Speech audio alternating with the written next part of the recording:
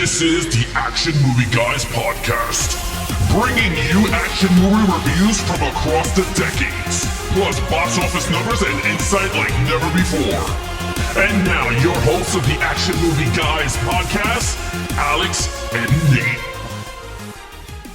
Welcome, everyone, to a brand new episode of the Action Movie Guys podcast, episode 337. We're starting a brand new franchise, 3-film franchise. We're starting the Star Treks from 2009. I'm your host, Alex Figueroa. My co-host is Nate from Netflix Reviews. All right, Nate, are you a fan of Star Trek or any Star Trek? And what did you think on first watch in the theater of the new Star Trek? Great question. So overall, I would say I've become one. I was not a big fan of Star Trek. I never was into Star Trek. When I was a kid, my dad used to watch The Next Generation. So I remember it being on TV and stuff, but I never was into it. I thought it was boring. I never saw any of the old movies. This Star Trek 2009 is or 2009, right? Didn't this come out in 2009? 2009. This was the first one that I had ever seen in full and paid attention, because I think I saw First Contact in the theater when I was a kid, but I fell asleep. So like this was the first Star Trek movie. And then I went back not that long ago and rewatched all the original ones. So I've become a Star Trek fan, but I'm not like a long-term, I'm not a person that's been a fan for a long time. This movie though, I saw it like, I don't know, 3 or 4 times in the movie theater. Yeah. I saw it many times. I loved it. Yeah, this movie, when I saw it, well, I'm a Trekkie, so I don't say that right now. I'm a big Trek fan. I loved it. The first one that I ever watched was the original Star Trek. And the reason why is because they came out with the Blu-ray that comes with the original effects, and then when you switch it, it goes with the new version effects. Like, it looks way better and everything, cleaned it up and everything, which I say Paramount does an amazing job with their Star Treks TV shows. Like, they looked enhanced. But anyway, that was my first one. Then I went into the Next Generation and I watched that. Then the ones that I never seen is Voyager and Deep Space Nine. Those are the only 2 I have not seen. I'm waiting for better copies of them because they look like shit now. They still look like crap. So I'm waiting to see if they're going to get the upgrade. But I did see the Enterprise. I thought I liked that one. But right now, Discovery is pretty cool. I watch the newer shows I watch in Paramount. Yeah. Strange New Worlds is my favorite one, hands down. Captain Pike, Young Spock. Anyway, nerding out. Turns of the movie, 2009. I loved it. Just like you, I saw it multiple times in the theater. Multiple times in the theater. And I said, oh my God, I can't wait to talk about this movie because there's some stuff I like and dislike. So let's have fun. Let's get into it because we're going to have fun breaking this stuff down. So with that said, financially, how did this movie do? Because Star Trek is not big financials when it goes to the theater. It's not like Star Wars. Yeah, exactly. Yeah, it's not like Star Wars. For some reason, it doesn't apply to a lot of people for some reason. I don't get it. I don't know why. But it's not as good. It's not as good. I will say I thought it was good, but even me and you going 10,000 times did not go well. We tried as much as we can. We tried as much to get this franchise up and going. $150 million budget. J.J. Abrams, they gave him. Looks right? like it. So you're thinking, wow, that's a lot of money for the first Star Trek movie. Rightfully so. Worldwide total of $385 million. Now, I know people are going to be like, but Alex, that is a successful movie. Not really. If you really double it, it's 300. It only made like 85 million plus marketing. This movie had a heavy marketing. Paramount did a heavy marketing on this film. So probably did well on video though, because obviously they made 3 of them. So you're right. Probably with marketing, I bet it maybe broke even. But then once they got to Blu-rays and things, because you gotta remember, Blu-ray came out in 2008. So Blu-ray was still a new format. So I bet, it did well there. People buying it. Remember, I don't know if you remember, there was like 60 versions of this in like, there was like a clear plastic case, and then there was a Blu-ray, and then there was one that looked like the logo, and then there was one that looked like a spaceship in it. So I bet you it did well there, because you're right, that's not a huge hit. No, it's not. If you really look at it, it is not. And then the controversial stuff comes in with William Shatner, which we're going to talk about, because that stuff started to come out to light. I don't even know about this. Can't wait to hear about it. Oh, yeah, that's going to be pretty fun. The whole controversial thing with that. So now, with that said, those are the financials. Like I said, I'm a little disappointed when I thought it was a big hit. I thought we hit 800 million with this. We didn't. No, we did not. But that does not take away from the film. With that said, let's get to the film critics and the audience and see what they said about this film. It made $800 million from me because this was before Unlimited, so I paid for every single ticket, every single time. This was a critical darling, which is another reason why it probably, they were able to make sequels. This was pretty high. I was surprised. When I went and looked, I was like, this is some Star Wars numbers here. 94% critics, 91% audience. So it's everyone likes it, but they only went to see it one time at the theater. I think that's what happened. Only me and you went, so multiple times. Yeah, we did. Everybody was like, one time, I loved it. Bye. I agree. I think those, you said critics 94, audience 91. Same thing? 91. 81? 91. Yeah. Yeah, so that tells you right there this movie should have hit at least 900 to 800. At least. With those numbers, I think it was the repeating viewing, and I think you're right. But I have a feeling when this movie came out, another big-ass movie came out right after the 2 weeks or another week, right? 2009? 2009 was the year of Avatar. I know that, but that was in December.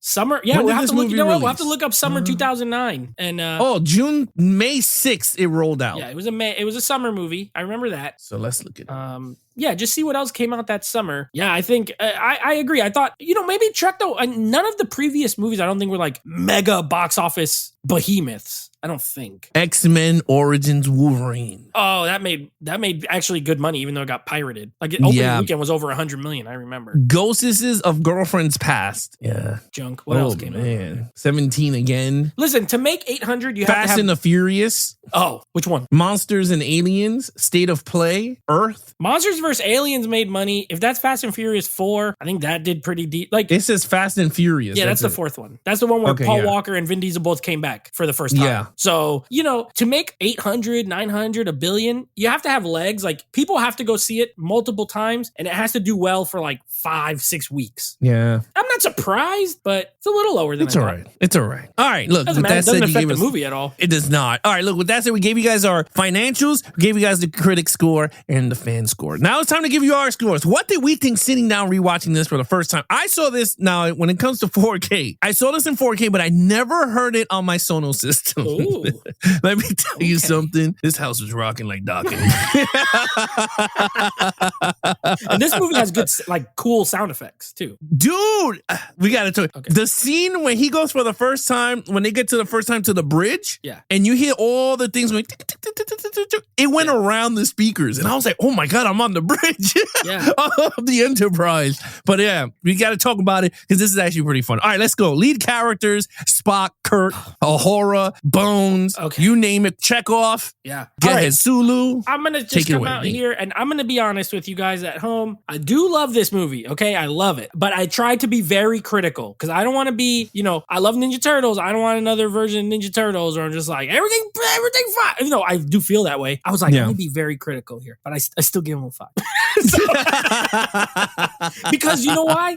They're great. Yeah. Now that I've seen the original movies, and I had no point of comparison the first time. These are just characters I've never seen before. Now that I have one, they're freaking phenomenal. Chris Pine was a great choice to play Captain Kirk. He is great in the role. The character is interesting. He's fun. He's kind of like, he's like rebellious, but he's very smart. He knows what he has to do, but he has that sort of edgy streak to him. Great character. Zachary Quinto, God bless his career. He never did anything else good except this, because he's really good as Spock. I think he did a fantastic job playing Spock. How cool was it to see like Leonard Nimoy in it and him? And even though he doesn't play it quite like, he's not like Leonard Nimoy, but you could believe it's a younger version of the other Spock. So great job. Zoe Saldana, I love her and everything. Oh, Anton Yelchin as Chekhov. It's a small role, but he does the accent so good. It's fantastic. Funny. You got Harold from Harold and Kumar, John Cho as Sulu. He's fun. Simon Pegg was a big win, I think, to get for Scotty, honestly. Everyone, not only are all the characters great, they're perfectly casted. And Bones. Oh, Carl Urban as Bones? That steals the movie. Yeah. I like him better than the original. I'm sorry. I don't know. Maybe someone's going to yell at me. I liked him in the original a lot. But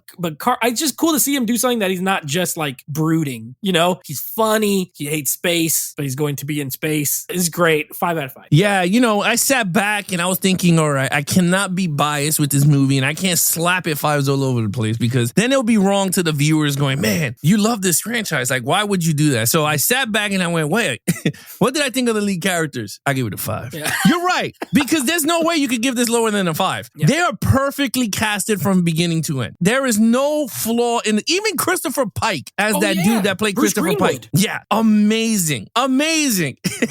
And I love it because it's another timeline, another alternate reality of these characters, because the original Spock broke through the wormhole. Well, Nero, the villain, did, and he ended up in another alternate verse of this. So the whole movie is a different version of this, and I kind of liked it, and that's the best way to do it. So how did this all work? I do my favorite character, all of them. You're right. I like Chekhov. Mm-hmm. He was mad funny. Victor won. I could do this. I could do this. And he's like, and then when they landed, he said, "Kasme." Chekhov, Pavel Andreevich. Yeah, I love that. Yeah. Oh man, I think like Chekhov was good. Bones is funny. My wife loves the scene. It's where he meets Kurt for the first time, and they're in the little transporter to go into the ship. Yeah, and he's like, "Oh, what's your name?" And he goes, "Oh, my name is whatever Bones." And he goes, "You know, my wife, I'm divorced, and the wife took the entire planet." Well, she left me with my bones. Yeah, he said she inherited the planet, like meaning that wherever he goes, she's there. Yep. She laughed. I was like, I don't even remember that line. Uhura, I thought she was good. It's pretty cool how they had her relationship with Spock, because they never had that in the shows. They alluded to it, but they never showed it until the film. So I thought that was pretty cool. But yeah, you're right, Kurt. I like Kurt though. I like this version of Kurt because he's so funny. Yeah. My favorite scene of Kurt is when he's doing the simulator and he whips out the apple. Oh yeah. He's like, they're gonna attack us. He goes, do nothing. Yeah. He's like, but they're gonna hit it. I said, don't do nothing. Get the medical team ready. Get the medical team ready. He's like, launch the photons. And he's like, and he's eating the apple. He said, did I pass? He said, that's all we got. I thought that was so funny. Oh man, I thought like that scene is so like the cockiness and stuff. And in terms of William Shatner, so the whole thing with William Shatner was a lot of people felt like why William Shatner didn't come back with Leonard Nimoy as like, you know, Leonard Nimoy and him going through the black hole, and then he meets this younger self. So apparently I think there was like a riff between him and Paramount, because if you notice in the first Generations movie, we haven't done it yet, but Captain Kirk dies. Yeah, that's right. And they were gonna kill him off screen because he was playing hardball. He was like, he felt like the way they wanted to kill him off was not the way Kurt would do it. And they were like, well, if you don't do it the way we're doing it, we're just gonna kill you off screen, and people would just be mad that way. And he did it for the fans. And you'll see the documentary, he talks about it. It's very bitter. Like he's very like, so it's like it's kind of a shame. I like that it was Spock. I feel like it worked that it was Spock. It worked, but yeah. That, you know, because they blow up Vulcan and all that kind of, well, we'll get into it in story, but Kirk should have came back for the sequel at least. They should have figured out a way. I don't know. Yeah, I mean, you could have did it. I mean, like I said, like he had that ship where they could have had the technology to show him as an adult version. Yeah. Like, you know what, this is your future when in this timeline, this was you. Like your father was at, you know, and then you see him with William Shatner, like whatever. But yeah, look, a 5 across the board there. Okay, main villain Nero. Okay. The Romulan. Yeah. So I'll be honest here. This is where it took a little hit for me. First of all, I like Eric Bana. I think he's underrated. I wish he was in more things. He's not in like tons of movies, and he usually was like a good guy. But I think he's good as the villain. So I like the casting, and I like the villain. I like the motivation. But I could have sworn, rewatching this, like I could have sworn he did more stuff than he actually ultimately does. He doesn't do a lot. Like he has that big cool ship. Clifton Collins plays his like right hand man. He ends up talking for him most of the time. You know, he yells that one time, "Don't tell me it didn't happen. I saw it happen." So like that's a cool scene. But other than that, I think he's a very solid villain. I don't know if maybe even if they were thinking franchise, well, you know, every time now they make a movie, they're thinking franchise. Maybe they didn't want to go like a best villain right out the gate or something. But to me, this feels like a good first villain, a very good first villain, but not an amazing knock it out the park. I gave him a 4. I liked his motivation. You know, I get it. He thinks that he blew up. I don't know if I thought he thinks he blew up the planet. Really, he just failed to stop it. So I don't know, understand if he knew what was which, but either way, he thinks he's holding him responsible, chasing him through time. It's a revenge thing, but still a 4 for me. I don't think he was amazing. All right, look, when it comes to Nero, I kind of agree with you. I gave him a 4. I mean, I could have went with a 5. To be honest with you, he did everything he checked off on the boxes for villain. My only gripe, we didn't get much him fighting. Yeah. And I think that's pretty much, and he didn't do much of the talking. Like, he didn't like be like, oh, put it up on screen, and it's not him going, you know, who are you? Like, he did it totally like towards the end, and you know, when he was like, oh, put up the hole, and then you see it was like the Enterprise 1701, and he was just like, oh, wait. Yeah. Like, he was like, put me on the screen. Zoom in. Like, yeah. He was like, wait. Yeah. So I was just like, okay. I was like, that's cool. I agree with you. I think the motivation was there. I love when he yelled for Spock. He was like, Spock! Yeah. I was like, oh shit. Like, I thought it was cool. But it reminded me of the same ending of Search for Spock. I hope that was the right one. The one that had the good, he was a good Klingon. He was really good. Where the Enterprise shot the torpedo and then it came right back around and he was like, to be or not to be. And then it get hit. Yeah. I don't know if you remember that one. I only saw it once. I remember liking that one pretty good though. Yeah, there was one that the Enterprise they recalibrated the torpedoes and they shot it. And then it did a warp around and he thought they got him. And then they just came back and it hit him. It kind of felt the same way with the whole ending, like him looking and then Spock just ran through everything with the uncursed, the undiscovered country. Oh, the sixth one. Oh, that's Spock's. Isn't that like his brother or something? No, that's part 5. Oh, the brother when he captures the Enterprise. Yeah, yeah. And Kurt was like, "Why didn't you just ask?" That's what everyone hates. That I kind of liked it. Everybody got mad. Yeah, you're weird. That was so. But anyway. Yeah, so like, I don't know. I thought Nero was, I like the way they designed it. I was very shocked with this though, Nate. I don't understand why they did not go with a Klingon first. Yeah, not only that, I mean, well, we'll get into it. The Klingons don't play a huge role in this trilogy. No, they're in their movie, but they're not like, none of the main villains is ever a Klingon. That's what I'm saying. Like, I don't understand why this movie should have been with a Klingon, because then it would have made sense with all the destruction, you know, with the birds of prey, like killing all the, you know, because then it'll feel, I don't know, to me, maybe they were like, let's save it. Let's not blow our load right away and go could be Klingon and then we have nothing for the next movie. Maybe that's why they picked Romulan, because I don't even know what that was till I saw. Well, Romulans are really bad. Like they're really like they're evil Vulcans. Oh, okay.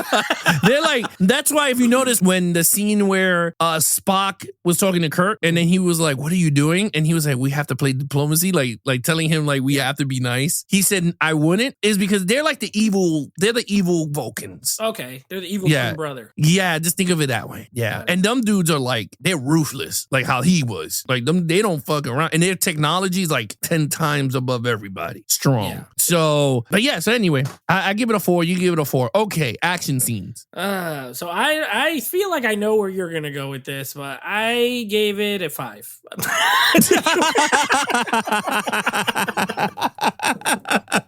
I gave it a 5. Listen, and I did not, at first I was like, you know, I got to keep in mind, this is Star Trek. These are not like known for being action movies. So let me score it within the Star Trek, right? But even outside of the Star Trek, this thing has hella action in it. Like even if it was some new make-believe franchise that's just starting called Star Guys, it's got tons of action. You got the opening scene is awesome. I love it. The way this movie opens, it sets you on for like, bro, this movie's going to be good. You got like right away, big spaceships coming through wormholes and torpedoes and explosions and a guy crashing a ship into I'm like, this is the first 10 minutes of the movie. I love the scene. I even love the driving scene with Sabotage. I love that song, first of all. When Kirk is a kid and he's driving the car, then you get the fight on the drill. The drill scene is awesome when they like dive in with the suits on and the pair. Yeah. Awesome. You get some sword fighting in there. You get the monster scene. It's short, but still there's a big monster chasing an ice planet. And then at the end, you get more. I wish the end was a little longer. Like I wish that kind of final, but I get it. Like you got this big monster ship and this littler, much smaller ship, and they got to use their wits. And that's where it's more Star Trek. Got to use their brains. But even still, for a Star Trek movie, it's a 5. I think overall it's a 5. It's all very well executed by J.J. Abrams, honestly. Like everything looks good. You could see what's going on. The money was on the screen. So 5 for me. Dude, 5. The minute the movie started, I said, this is a 5. This ain't going down after this. I can't be biased because I already knew, like, I was like, wait, but I didn't know how much. And this movie had tons of it. Yeah. I'll say this. My favorite part of the movie is the ending. I don't care what anyone says. I got mad excited. I got mad amped when Spock he's on the ship, right? He's flying it, and the dude shot. He's like, shoot all the torpedoes, and all the torpedoes are coming out. Yeah. And I was like, oh my God, what's Spock gonna do? Because it's coming towards him. And then the Enterprise came out, like bam, out of warp, shooting all the things to clear a path. Yeah. I said, yo, this scene is dope.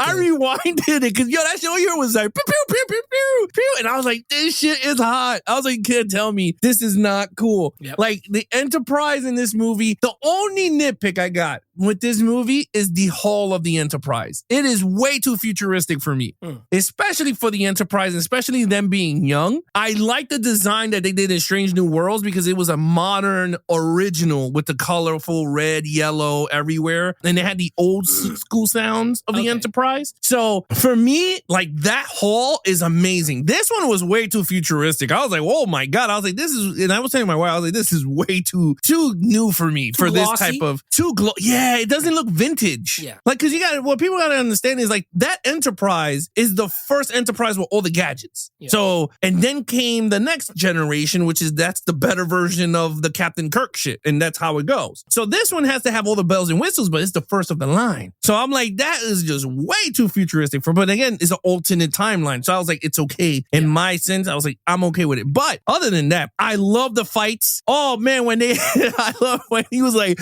teleport me right here. And they teleported him right in the middle of the ship. And it went, oh, and they started shooting everywhere. Loved it. The new guns that flip to stun to kill. Oh, that was cool. Yeah. Sick. It's a different color. Yeah. You know which one. Oh, that thing's sick. I said, oh, that is so sick. I loved it. I'm telling you, like, this movie has everything for you. They have the fights with the ships, which everyone loves. You have it. You have the whole on the ground. Again, like you said, the Halo jump. Yeah. That was dope. And then they show Sulu with the knife. And I told my wife, because she was like, cool. She was like, I don't get why he's fencing. I was like, because in the original Star Trek, when their minds got all like destroyed, you see Sulu running around the original ship with the fencing. And he was just like fencing. He was like, ah! So that was an inside joke. Okay, see, I never even, I liked it. When he's like, what kind of fighting training do you have? He's like, fencing. Yeah. I still thought it was funny, even not knowing that. I'll send you a clip of it. Yeah, you see him running and they show him on the screen. You see Sulu like this. He's like, okay. Yeah. So that's his thing. Yeah, that's his thing is the fencing. So I thought that was pretty cool. I think everything worked so well, like you said, so well. Even Spock could have killed Kirk. Oh yeah, because he is super strong. I mean, everyone sees it in part 2 how strong he's gonna get, but he held back. Oh man, he could have tore him a new one. There, bro. He was choking him. He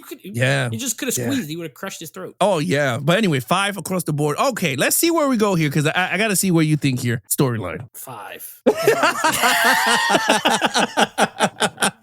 Listen, this is just a great film. I don't know. I thought I might, I saw it so many times when it came out, and I thought it's been 15 years since this came out. I'm like, I'm a whole new man. I was 22 when this came out. I'm a totally different person now. And I thought maybe it's not as good as I remember, maybe. And I was like, nope, it's just as good as I remember. Look, if you said something earlier that I will 1,000,000% agree with. If you're gonna reboot something using an alternate timeline like this and bringing back a character going through is the best way to do it. It is logical. It makes sense. I'm not just using logical because of the Vulcans. It just makes sense. You know what I mean? Like have a character go through a wormhole. He goes back in time to when, he exists, but he's little or younger, whatever. Right. And then you following these versions. Now you have a different timeline, the Kelvin timeline, they call it because of the stupid ship, I think, right? The one that blows up at the beginning. The father. Yeah, his father. Yeah. So you now have a whole new way. You could do anything you want, and you don't have to just redo stories the same way they happened in the original series, which I think is brilliant. On top of that, it's just fun. This movie's fun. Like the script is actually really good. When I saw that Kurtzman and Orsi guy wrote this, like they're very hit or miss.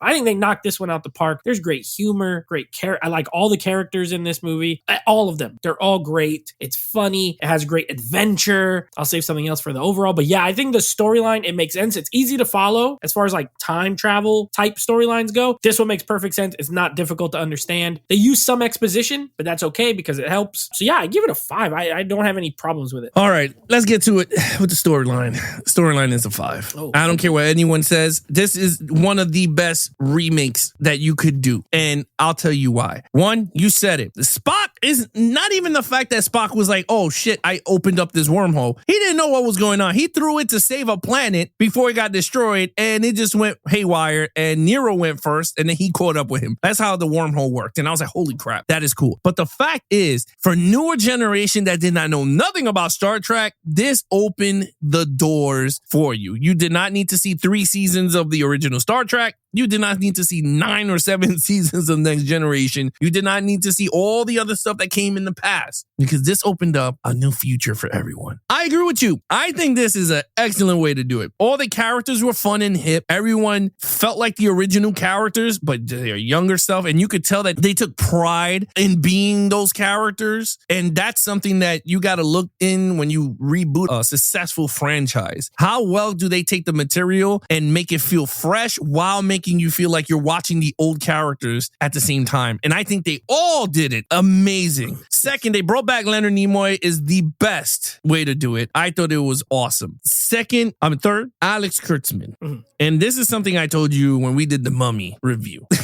Yes. He is an excellent Star Trek writer. If you see everything he does with Star Trek, you can see that's his property. And he knows his Star Trek. Strange New Worlds, I think, was created by him or something. Amazing. I think you will like it, to be really honest with you. I think you will enjoy. If you like this movie, you will love Strange New World. It has the same technology, the same special effects. So you're watching a movie. So it's actually really cool. I told everybody, I was like, you gotta watch Strange New Worlds because it's really good. But anyway, Alex Kurtzman is an excellent Star Trek writer. But the score is so dope. It's a modern take of the score. I wish they brought back the original score though. Like when they did their thing and it's like, Since you brought it up, that was the part I was gonna save for the overall. The score, I love the score. Michael Giacchino did the score. You're right. In the credits, he uses that little bit. That's like but his originals and the original movies have a great score. Like that original Star Trek music is great. This is also great with without just copying or doing the same stuff. No, yeah, the score for Star Trek is the same with Star Wars. Like you have to have those iconic soundtracks to elevate the property. Star Trek is very iconic with their music, and this movie totally gave you a modern version remake of it while they did it with the actual film. It is spot on. I'm telling you, dude, the Enterprise, the modern take of the Enterprise in this futuristic version is such a beautiful ship, dude. Like when they did that pass through and you see them looking out the window, and I felt like I was watching it with them on my 4K TV, and I was just like, this ship is fucking sexy. Like I was just like, man, this is a sexy ass ship. Yeah. It's a fake ship, but I was just like, man, this is a dope. But the effects ship. Are great. Oh, dude, the effects incredible. The scene when he's driving to it getting fixed, and I was just like on the land. I was like, this thing looks dope. I was like, you never seen that, and we saw new elements of the ship we never seen before. You never saw the warp core with all the compartments. You never seen that shit on the TV. They expanded it on the movie when they're all running through these decks that you never seen before. Yeah, the water cooler thing. I never seen that in a TV show. You never see that stuff. They show you the warp core. Yeah, like we all know what the warp core looked like, but we never seen the water version of the damn thing. So I was like, damn, this is like J.J. Abrams took care of this. He does certain things in the next movie, which I want to choke him out, but we're gonna talk about that in the next movie. But I think this worked very well. Storyline 5 overall. Overall, great movie. There's one flaw that this movie has, and that's that it has scenes that are set in Iowa. That's really too bad. Well, I gotta go to Iowa for not only that. When he's driving the car in Iowa, apparently there's a Grand Canyon in Iowa. Like there's like a cliff.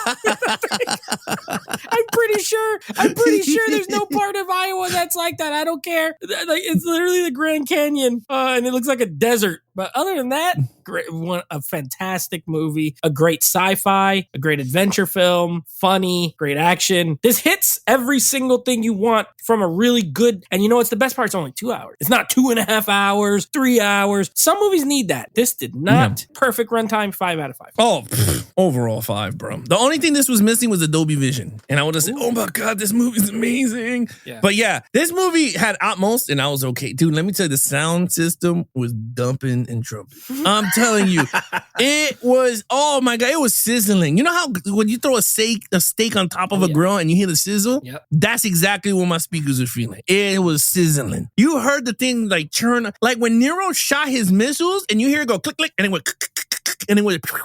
I heard it all. I said, oh my God. I'm like, and the scene, let me tell you something. I love the way they show the lady getting sucked out of the Enterprise when it got hit, and it was just total silent. Yeah. And I was like, oh my God. I felt like I got blown out too. Space. There's just I was like, this is amazing. Like, I guess there's certain things that triggers. You're like, wow. The sound design is really good. So good. Like I said, it has all these weird like bleeps and bloops and you could hear. Even on me, like I wasn't even watching it with like any sort of sound system, and it just sounds really good. Yeah, I don't know. There's something about this movie that it's just. I hope they give it the. It doesn't need it. It looks amazing as is. If it gets the Adobe Vision upgrade, I'm definitely rebuying it. I don't care. I'm gonna do it anyway. Sell your. And give me a new steelbook. We don't have a steelbook for this. Yeah, only the Blu-ray. I had to put it in.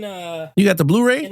In a metal pack that was from the Blu-ray. Yeah, so, we need a new one. Yeah, it's time to get a new one. This is such a hobo thing to do. Like put an old Blu-ray case in, but I did it because all it came in was a regular plastic. I don't know, man. I'm telling you right now, it needs one. I mean, we get like 80,000 versions of Marvel stuff. I don't know why we don't get like one. Steelbook for like freaking Bill and Ted's Excellent Journey or whatever. Like, give me this. Give me Star Trek. Okay. Yeah, give us Star Trek. $380 million or whatever. Yeah, bastards. All right, Nate. What is your total points? 24. Almost a perfect. Nero. Yeah. If he could have just been a little more ultimate, this would have been a 25.